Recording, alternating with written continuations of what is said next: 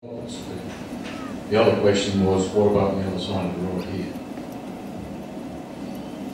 Okay, well, I think we showed this one previously, but if we were to say we're the other side of Fairfield Road, and then those will be familiar, there's the type. Actually, this is different from the one we showed before.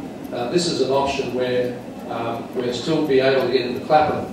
And because, you know, understand it's pretty hard to view that Clapham is sitting down there. So we looked at a western option where we could still get into Clapham.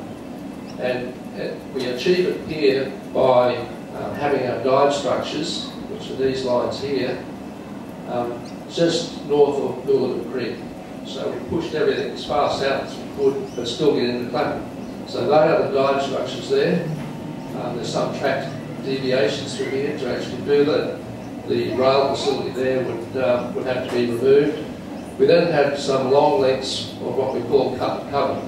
And cut and cover construction means that you actually take everything off the surface, dig down, build your tracks, and then put a lid on it. So in this option here, we would actually be going across Fairfield Road, across Tennyson Memorial Drive, across the existing rail tracks.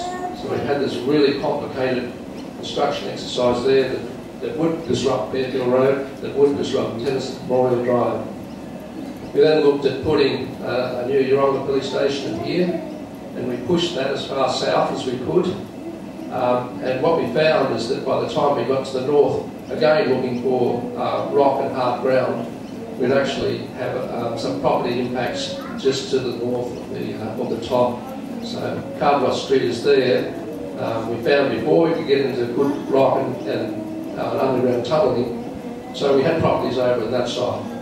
So with the western top options, or western Fairfield Road, eastern top option, which this represents, we didn't find that it was particularly effective as an option. Yes, the flooding was more complicated. This one, and actually, on this option, we've got a floodgate structure just in there.